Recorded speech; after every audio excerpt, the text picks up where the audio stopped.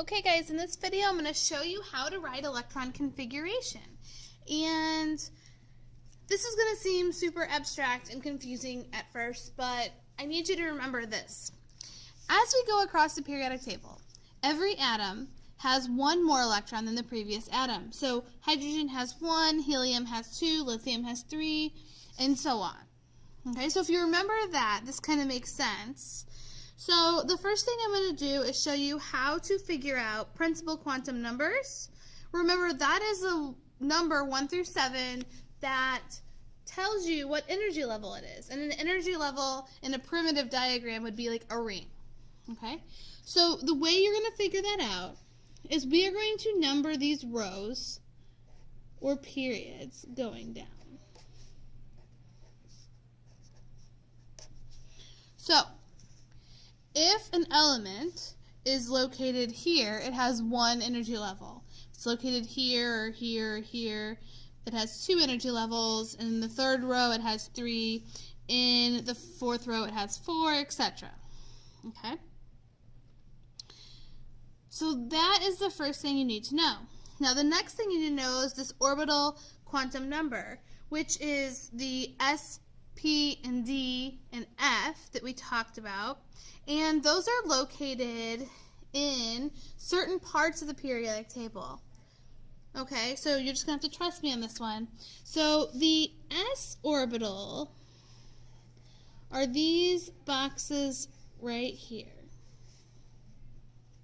This is the S orbital. Do you see how there's an empty box right here?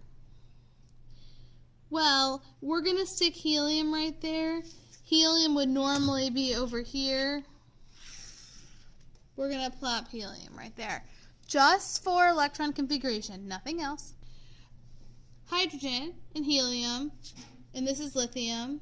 So these 4 elements have just an S orbital, and they only have 2 energy levels. Once you get over here, this area is known as the P block. Okay, so these elements here, like boron and carbon and nitrogen and oxygen and fluorine and neon, they have 2 energy levels, but they have an S and a P orbital. Okay, so once you get down to the third level, it's the same way. They have an S and a P orbital. But what about this section in here? This is called the D block. And the D block behaves differently. So the very first row in the D block is actually part of that third energy level. And this is part of the 4th and 5th and 6th. And you're probably thinking like, okay, I kind of sort of had you up until this point. What are you doing to me? Well, what happens is atoms want to be stable. And they're the most stable when they have full energy levels or full orbitals. And so see in this block here, in this D block, you have so many electrons. So it is easier to fill the 4s orbital up first before they fill the 3d orbital. So there's some exceptions, and if you go on later in chemistry, you'll learn all the exceptions.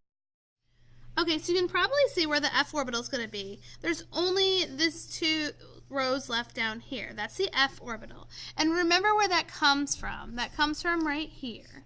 Okay? So in order, we're going to go 1, 2, 3, 4, 5. All that. So once you get to 5, you're going to do 5s and then the 4d. And these are normal over here.